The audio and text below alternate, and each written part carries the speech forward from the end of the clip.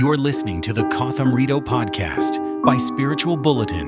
আপনাকে স্বাগত জানাই স্পিরিচুয়াল বুলেটিনের এই পবিত্র কথামৃত অডিও যাত্রায়।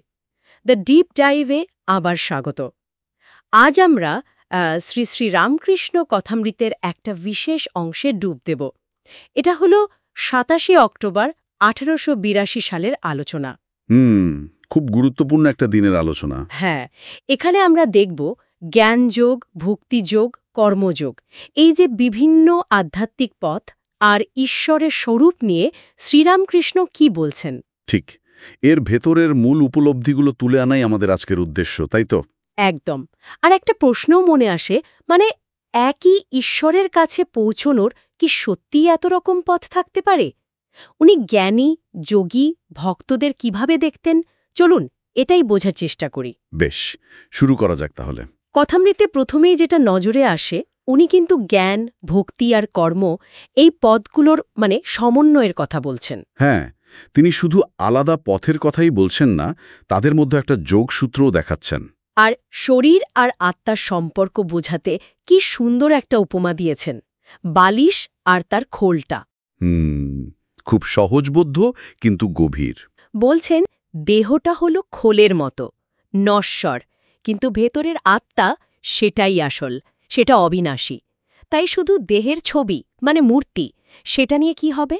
এর চেয়ে বরং অন্তর্যামী যিনি, হৃদয়ে যিনি আছেন, তার উপাসনা করাই ভালো, এটাই মূল কথা। ঠিক। তবে উনি এটাও বলছেন, ঈশ্বর যদিও সবখানেই আছেন, সর্বত্র তার বাস, কিন্তু ভক্তের হৃদয়ে তার যেন একটা বিশেষ টান, একটা বিশেষ অবস্থান। ও আচ্ছা। হ্যাঁ, যেমন ধরুন জমিদার, তিনি তার পুরো জমিদারিতেই আছেন, থাকতে পারেন, কিন্তু লোকে বলে তিনি ওই বৈঠকখানাতেই বেশি থাকেন।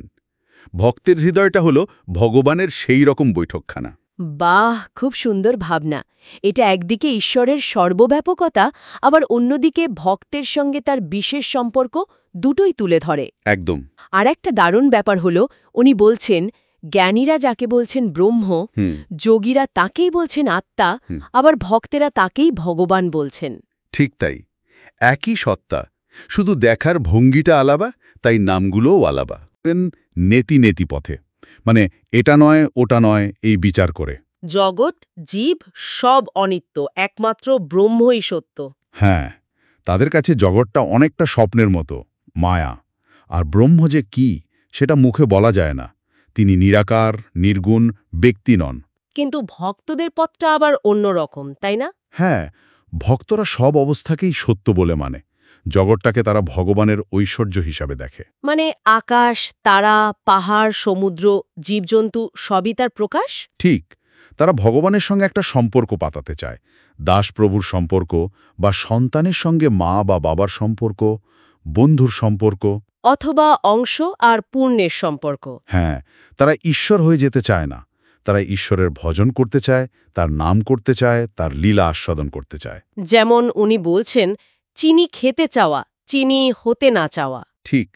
আর যোগীরা, তারা চেষ্টা করেন জীবাত্মা আর পরমাত্মার যোগ বা মিলনের।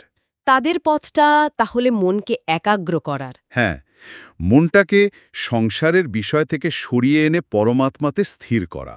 এর জন্য তারা নির্জনে ধ্যান অভ্যাস করেন। তাহলে দাঁড়ালোটা কি? বস্তু একটাই, ব্রহ্ম, আত্মা, ভগবান সবই এক, শুধু নাম আলাদা, পথ আলাদা। ঠিক, সাধকের প্রকৃতি তার রুচি অনুযায়ী পথ ভিন্ন হতে পারে, কিন্তু লক্ষ্য বা গন্তব্য সেই একই পরম সত্তা। এই যে বিভিন্ন পথ, জ্ঞান, ভক্তি, কর্ম, এগুলোকে উনি যেভাবে একসাথে নিয়ে আসছেন, সেটা সত্যিই অসাধারণ। উনি শুধু বলছেন না যে সব পথই ঠিক, বরং দেখাচ্ছেন যে এই পথগুলো একে অপরের পরিপূরকও হতে পারে। সাধকের অধিকার বা যোগ্যতা অনুযায়ী পথ ভিন্ন হয়।